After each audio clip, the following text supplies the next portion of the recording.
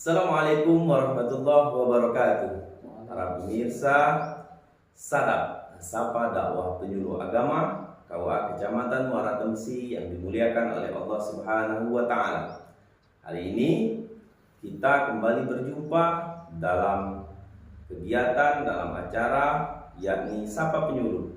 Hari ini kita bersama salah satu penyuluh KUA Kecamatan Muara Temsi bersama Al Mukarram Al Ustadz Ridwan SPDI. Assalamualaikum warahmatullahi wabarakatuh. Ustadz, apa kabar Ustadz? Alhamdulillah baik-baik saja. Iya, Sehat. alhamdulillah sehat. Hari ini topik pembahasan kita yakni terkait masalah fikih ibadah. Fikih ibadah yang mana beberapa waktu yang lalu kita berada pada Hari Raya Idul Adha.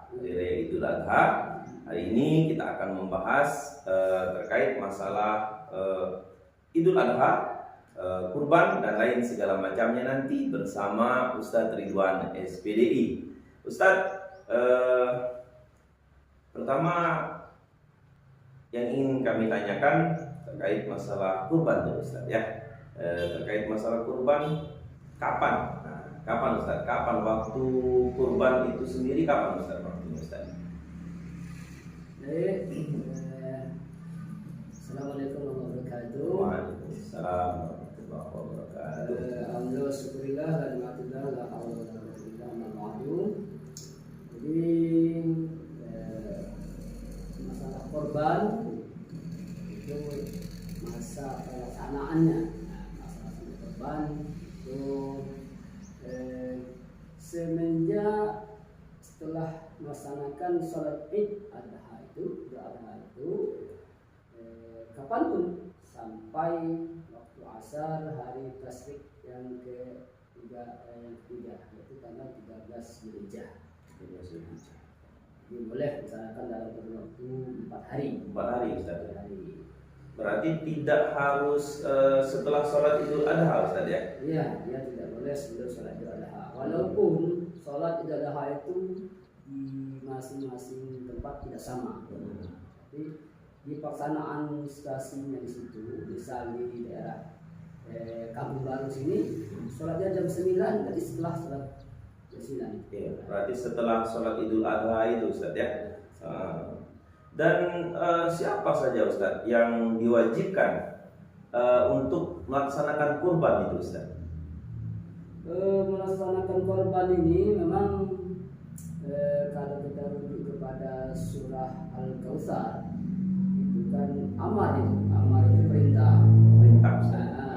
Tapi sebagai ulama bahkan ini suatu istimewa lah, mufakat batas sunnah tapi muakkadah, sunnah yang sangat diberatkan.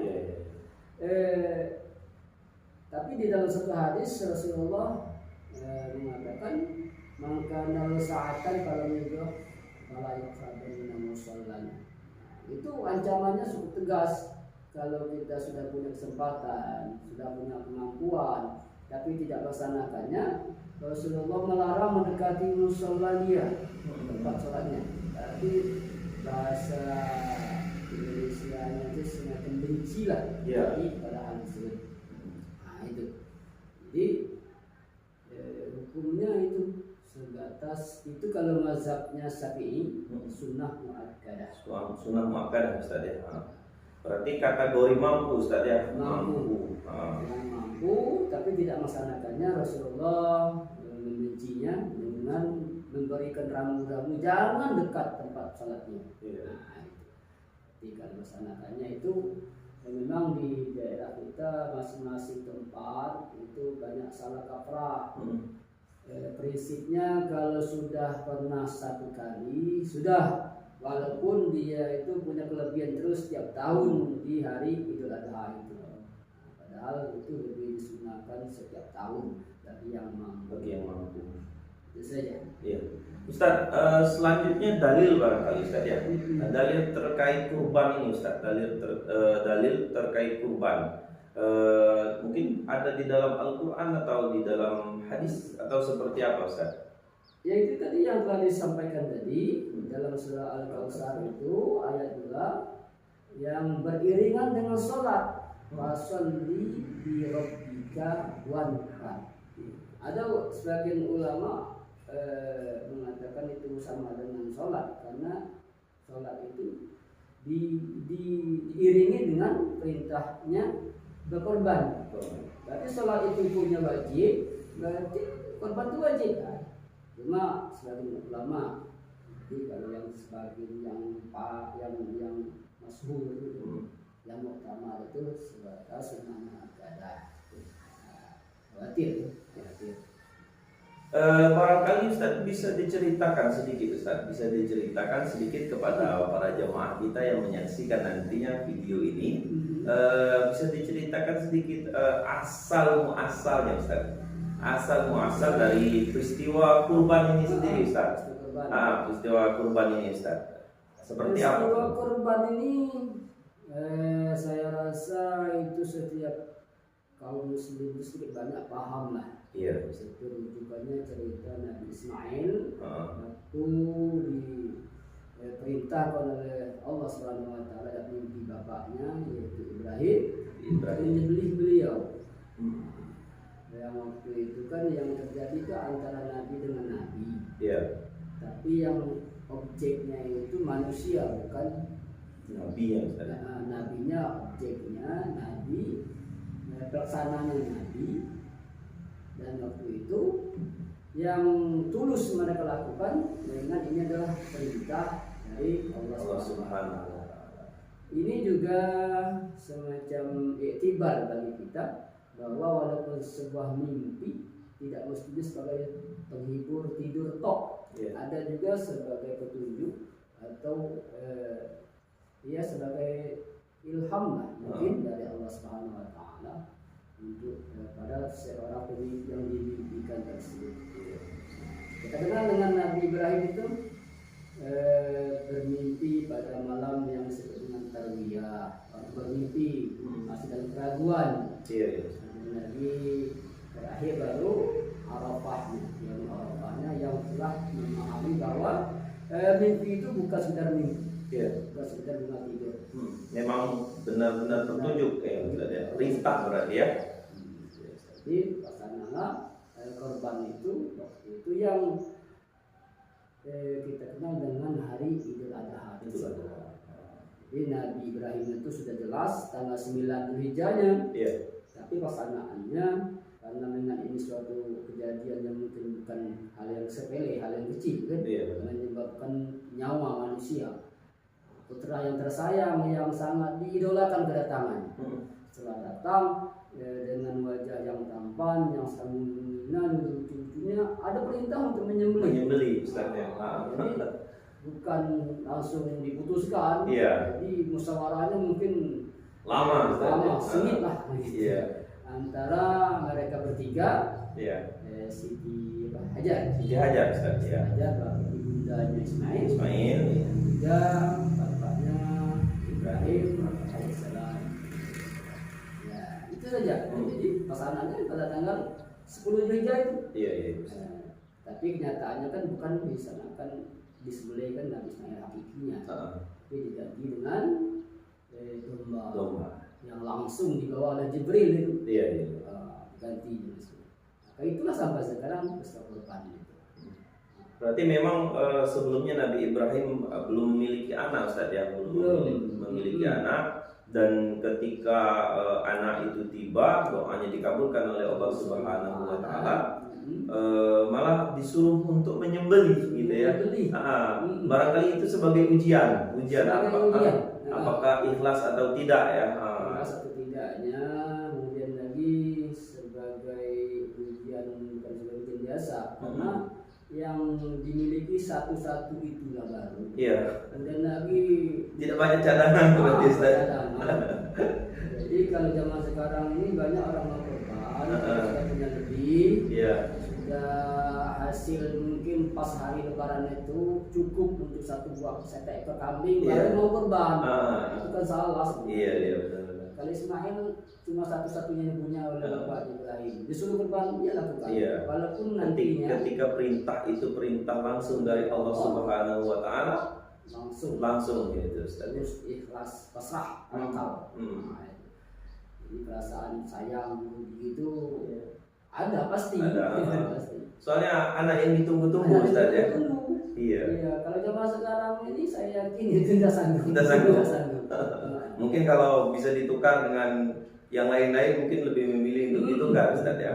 Iya, walaupun waktu itu nyatanya mau ditukar. Iya, benar. Tapi Melihat kesungguh-sungguhan Nabi Ibrahim terlebih dahulu Ustaz ya. Itu juga harus diperhatikan kita. Iya. Kalau perintah oleh atasan, jangan dulu mengajukan permohonan. Iya. Cukup yang atasan mikir dengan sendirinya, yang kita inginkan itu insya Allah dikabulkan. Iya. Itu dalam hati saja. Iya. Oke, selanjutnya Ustaz, ini beberapa teman-teman juga menanyakan ini Ustaz. Kenapa yang ternak yang dikorbankan itu harus laki-laki Ustaz, harus jantan gitu nah Ustaz. Itu kenapa Ustaz? Ini fenomena juga di masyarakat Iya. kita, yang ya kita secara umum mungkin mengetahui akan kodratnya. Iya Ustaz. Kodratnya wanita dan laki-laki itu kan berbeda. Karena bahasa kondusun dia paham, tenaganya itu beda. Oh iya. Sebenarnya memang di dalam itu dalam pelajaran itu hanya berbentuk misalnya kambing, kerbau. Tidak menjelaskan tentang jenis kelamin Ustaz ya. Cuma kalau seandainya memang yang laki-laki yang jantan itu tidak kita dapatkan, boleh yang betina dengan syarat. Artinya ada ketentuannya Ustaz ya. Ketentuannya tidak berisi apa namanya, tidak bunting. Iya, tidak dalam kondisi ada janin atau ada anak di dalamnya ya Ustaz ya. Nah, itu yang penting itu. Kalau bisa mengkondisikannya, silakan saja. Apalagi zaman kini banyak alat kan. Iya. Tes itu ada isinya atau tidak. Yang bagusnya lagi kalau usianya selepas gadis kan yang sudah cukup, belum ada isi. Itu yang paling pas lagi. Masalahnya tenaganya sedang perempuan itu. Iya Ustaz. Kalau besok kan korban itu jadi kendaraan kita besok. Kendaraan orang lancar, kokoh kuat bertenaga mendaki situ bisa kan. Kendaraan kita tersiok-siok mungkin karena cewek. Cari kurban-kurbannya yang kualitas rendah mungkin yang kurang makan atau kurang gizi. Yang penting ada sedang berisi. Atau yang kurbannya yang stunting kecil pendek. Kita usaha itu tadi pikirlah besok kita buka lagi tuh. Zaman besok nyesal nggak tukar lah, nggak bisa lagi, sudah alam berbeda. Itu saja.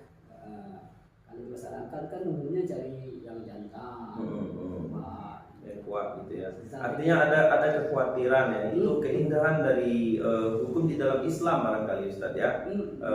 Kenapa? Walaupun dijelaskan di sana tidak harus yang jantan atau yang betina, tapi lebih kepada memelihara kodratnya dan perkembangbiakannya Ustaz ya. Dikhawatirkan kalau yang betina itu mungkin masih ada dalam keadaan dia bunting gitu ya Ustaz ya, dia hamil barangkali kalau dalam bahasa kemanusiaannya. Bunting itu kalau kondisi tenaganya pasti melemah dia Ustaz ya. Berarti itu yang penting ya, dia harus cukup umur Ustaz ya. Cukup umur. Tidak ada cacat yang baru tapi permanen akibatnya itu. Kalau dibawa dari sejak lahir tapi tidak mengurangi harga daripada korban itu ya bermasalah. Contoh ada yang ceritanya punya satu biji dari buah itu satu. Itu kan tidak mengurangi nilai. Mungkin orang itu jual 3 juta misalnya lebih 1 orang dari semua kan enggak. Mungkin badannya ya elok lah, gemuk, kemudian lagi yang lainnya lengkap, usia cukup, enggak apa-apa. Berarti itu ini Ustaz ya. Dalam kategori syarat-syarat hewan kurban Ustaz ya. Iya. Berarti tadi umur cukup Ustaz ya. Iya. Dan nomor cukup itu juga ada indikasinya, indikatornya. Indikatornya. Kalau orang itu lupa dalam tanggal. Nah mungkin merayakan hari ulang tahun hewan ternak gitu tadi. Jadi itu ada orang tua dulu kan melihat dari tanduk. Oh dari tanduk ya, tanduk hewan ternak ya. Kalau ya kambing tadi, kambing itu kalau yang ukuran jempol tak lulus lagi, itu sudah cukup. Sudah cukup. Sedikit itu. Iya. Kemudian lagi janggutnya. Janggut. Bukan janggut ini tapi. Iya. Nanti dikirain orang kita juga bisa dikorbankan. Terus ada pura-pura. Jadi yang khawatir saya jadi target utama. Capek nyingit. Iya. Jadi buruan netizen dan juga dikorbankan Ustaz. Kalau Pak buka GPS pula kan. Itu kalau janggutnya mengkol apa namanya? Ke depan ya. Ada yang pokoknya tidak lurus lagi. Iya. Sudah nikal gitu kan. Kemudian lagi dari segi baunya juga gitu. Baunya dengan yang sudah cukup umur itu beda. Sama seperti manusia barangkali Ustaz ya. Kalau manusia kan masih kecil kan baunya masih bau parfum bau parfum, bau minyak. Kalau orang-orang tua kan sudah bau angin ya. Kalau anak kecil itu kan walaupun bangun tidur kan dicium masih enak. Masih wangi. Kalau tua sudah kasih minyak wangi. Iya, tetap bau jengkol. Jadi kan yang datang korban itu. Iya. Kalau kambing itu memang agak beda rasanya. Bau. Bunyinya pun beda juga. Sudah gaul. Sudah gaul tadi. Bunyi embekan itu sudah beda. Terus itu kambing tadi. Iya. Itu beda. Kalau yang cacat aja Ustaz seperti apa Ustaz? Kan kalau di tempat kita kan kadang-kadang orang ada yang bikin tanda gitu kan, mungkin tanda, mungkin dia di bagian telinga atau seperti apa itu dibikin tanda gitu. Itu seperti apa? Menurut yang kami tahu itu apapun yang membuat binatang itu Cacat. itu tidak boleh. Termasuk yang di telinganya memberi tanda takut ketukaran itu kan cacat. Iya. Itu sebenarnya sudah mengurangi nilai kesusahan daripada korban itu. Kemudian lagi mungkin ada semacam mungkin masuk ke kandang kebun, mungkin ada yang melempar atau membacok luka itu membuat pincang ataupun badannya cacat permanen ya. Kesorengan itu kan sudah cacat. Iya. Itu kan ya ujung-ujungnya besok kita nak nukar bisa lagi. Itu saja. Iya.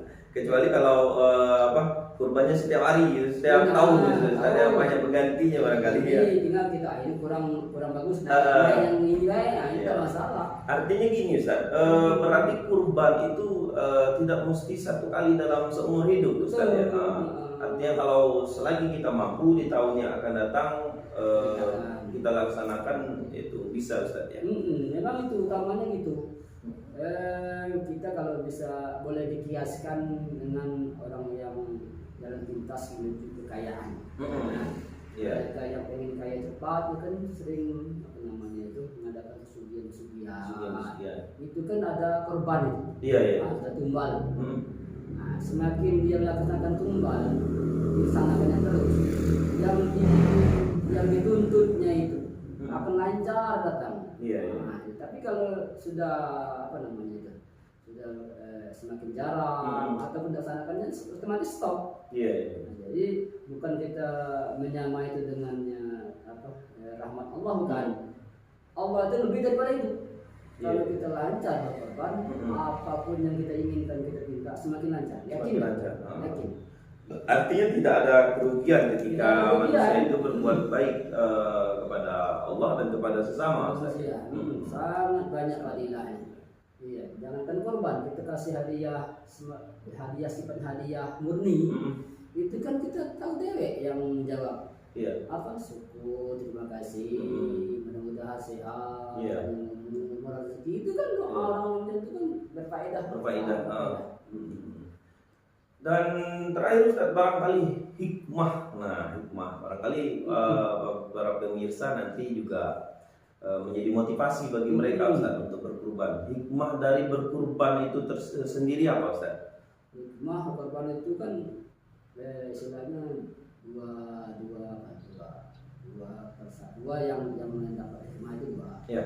Itu yang berkorban dengan yang mendapat korban. Mendapat kurban. Yang mendapatkan korban otomatis yang mungkin karena sakit ekonominya lemah kan, tidak pandai menyisi daging, mungkin daging kerbau atau daging kambing, akhirnya dia dapat. Akhirnya dalam gizi mungkin ada perbaikan gizi. Ada perbaikan gizi. Iya, Kan? benar, Ustaz. Yang penting jangan makan pakai apa namanya bumbu yang melewat batas. Melewat batas. Akhirnya kata yang kita kenal dengan naik darah. Timbul penyakit jadinya Ustaz ya. Nah, kalau semacam lauk biasa, apalagi cuma sekedar dipanggang, itu tidak ada efek yang. Iya. Nah, kemudian lagi kalau bagi yang pelak yang membantu, insya Allah kalau sudah korban itu dia akan meningkat rasa solidaritasnya. Iya. Rasa kepedulian barangkali Ustaz ya. Dan ketika rezeki sudah cukup barangkali kan. Karena orang yang memasang korban rutin itu saya yakin orangnya peduli dengan sesama. Ya, sosialnya tinggi berarti Ustaz ya. Yakin itu. Karena orang itu kan dikatakan itu sebaik-baiknya manusia yang memberi upah pada manusia yang lain. Nas, dia tidak bangga punya harta yang berlipat-lipat tapi tidak melaksanakan semacam itu tadi kan. Iya. Jadi dia merasa senang, harus bisa berbagi. Jadi solidaritasnya tinggi, insya Allah. Iya. Terakhir Ustaz, ada yang kelewatan tadi Ustaz, yang sering jadi bahan perdebatan ini Ustaz. Jatah. Nah, jatah untuk yang menyembelih. Nah, itu seperti apa Ustaz? Jadi barangkali supaya para netizen kita, para pemirsa dari Sadap, program Sapa Dakwah Penyuluh ini bisa memahami, oh ternyata yang mendapatkan jatah atau bagian-bagian itu seperti ini ya. Itu seperti apa Ustaz? Jadi kalau dalam zakat itu kita kenal asma, Iya. Jadi kalau dalam korban ini pembaginya tidak mesti semacam di zakat. Iya. Karena korban yang selain nazar itu sepertiganya boleh diambil atau diserahkan kembali kepada yang berkorban. Tujuannya bukan untuk 1% punya sekorban untuk masuk kulkas simpan enggak. Iya. Tapi kan yang namanya lebaran hari Idul Adha itu kan lebaran. Mungkin ada kerabat ataupun tetangga memang kebiasaan untuk silaturahmi misalnya. Iya. Itu kita kita hidangkan itu datang korban tadi. Iya. Apapun bentuk wujud masakannya terserah. Iya. Boleh dipanggang, di sate. Itu kan punya kita. Iya. Boleh kita berendam.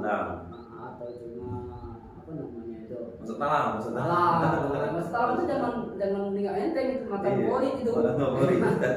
Apalagi kawannya yang lemang pula. Yang ketan dimasukin dalam bambu Ustaz ya.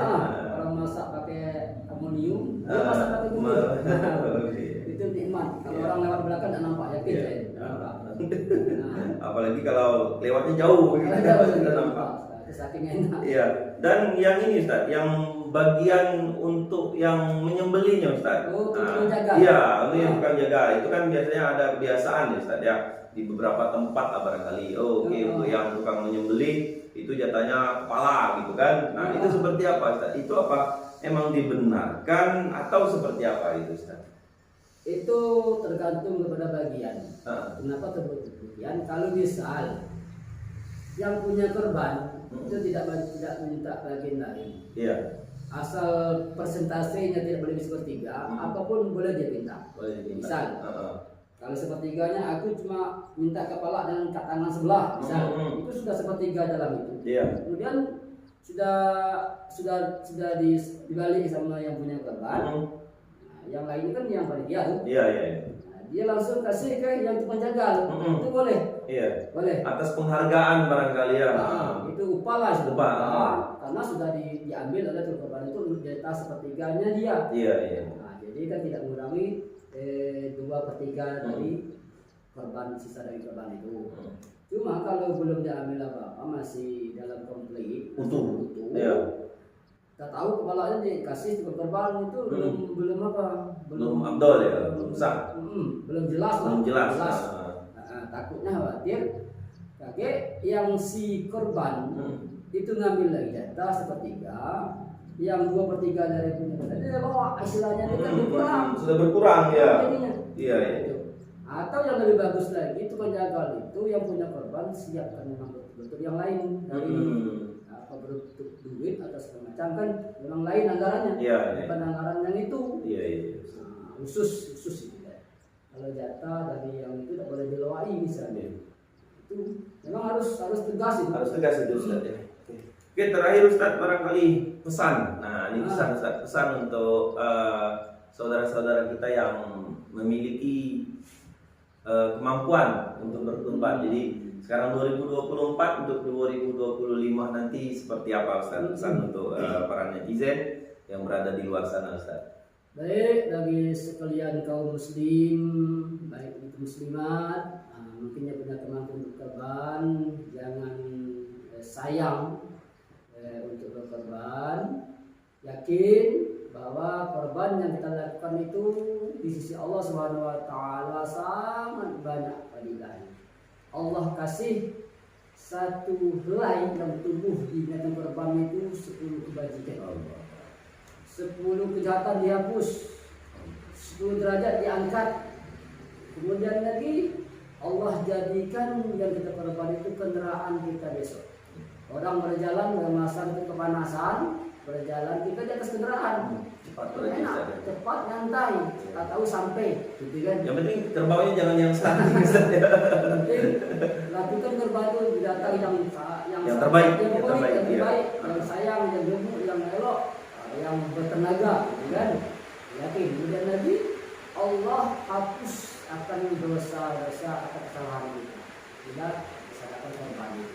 Jadi sangat banyak. Jangan sayangi binatang itu sehingga melarang meninggalkan kita untuk tidak berkorban. Sayang aja. Nah, tapi semakin sayang kita pada binatang itu, peliharaan dambaan kita misalnya semakin bagus nilai Allah Subhanahu wa taala. Karena apa? Karena lebih berkata itu maka tidak ada kebaikan, tidak akan dapat kebaikan dari apa yang kau nafkahkan itu, sehingga akan mendapatkan barang yang kau cintai, engkau yang sayang. Kalau nafkah, kalau kita belanja, kita infak, datangnya barang yang kita saja tidak suka, yang mungkin kita yang sudah ada sir lagi, ya. Orang lain, ternyata kita, orang lain, kita pun sudah ada sir, sudah ada sayang lagi. Nah, itu pesan tadi juga, saya jangan sayang, terlalu sayang, sehingga membuat kita tidak jadi berkorban. Ini terbantu nilainya tinggi seperti demikian. Oke. Cari kurban dengan kualitas terbaik Ustaz ya. Oke. Permisa Sadap Sapa Dakwah Penyuluh Agama, Kantor Urusan Agama, Kecamatan Muara Temsi. Demikian uraian hikmah dari berkurban pada tahun ini. Mudah-mudahan apa-apa yang sudah disampaikan menjadi nilai kebaikan bagi kita bersama-sama. Jika hari ini kita tidak mampu berkorban dengan menggunakan binatang peliharaan kita dan lain segala macamnya, maka singkirlah sifat kebinatangan yang berada di dalam diri kita. Dan kami akhiri mengucapkan Assalamualaikum warahmatullahi wabarakatuh.